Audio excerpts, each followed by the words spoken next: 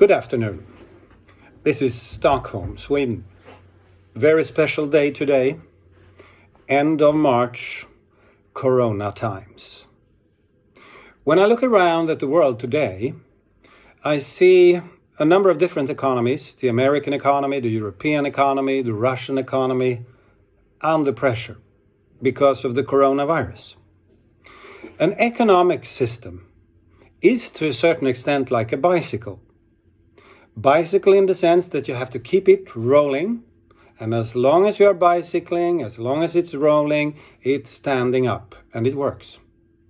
All of you that have a bicycle know that if you lower the speed too much, the bicycle at the end of the day falls. We will have to avoid that. We have to keep our economies going. I wouldn't say at all prices, but we should go rather long to keep the bicycle rolling in Russia, in Europe, in the United States, as well as in China. On another note, an economic system is driven very much by hope.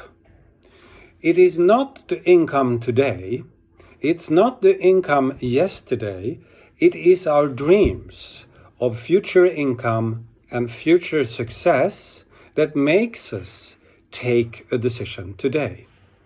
And that means basically that it's our expectations that drives an economy, that drives the consumption, and that drives the investments that we do today.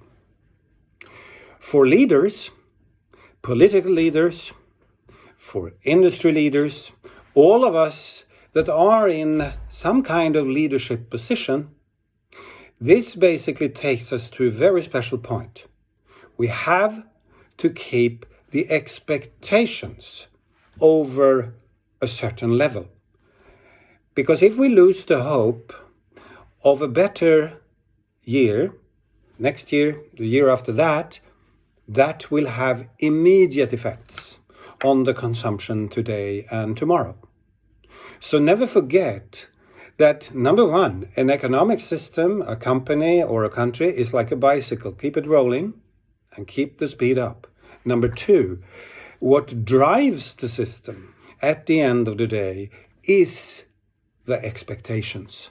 The expectations of a better tomorrow, the expectations of a future that brings something to us that basically give us a better life than today.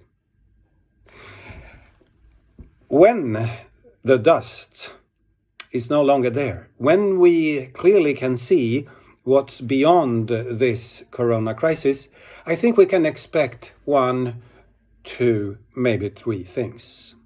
Number one, regionalization instead of globalization. We have talked a lot about the integrated world, of a world that is coming together, and what we will see when the dust is no longer there is probably a world that is more regionalized in terms of production, in terms of investments, and in terms of general interaction. Number two, this is such a deep crisis, and it's a different crisis in the sense that it is not really an economic crisis. It's driven, as you know, by a virus that changes our habits. And our habits will be reflected in our consumption patterns, traveling patterns, and all other small decisions that we human beings take on a daily basis. This is a crisis that most probably will change our habits all around the world. What the new habits will be is difficult to say. However, it's decent to believe that we will not go back to the same kind of generous interaction that we had right before the crisis, in terms of big get-togethers, massive global traveling, and all the other interactions that we more or less took for granted.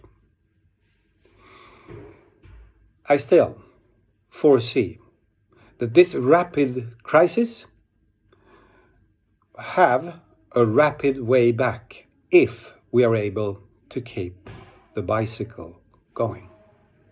Thank you very much, and good luck from Stockholm.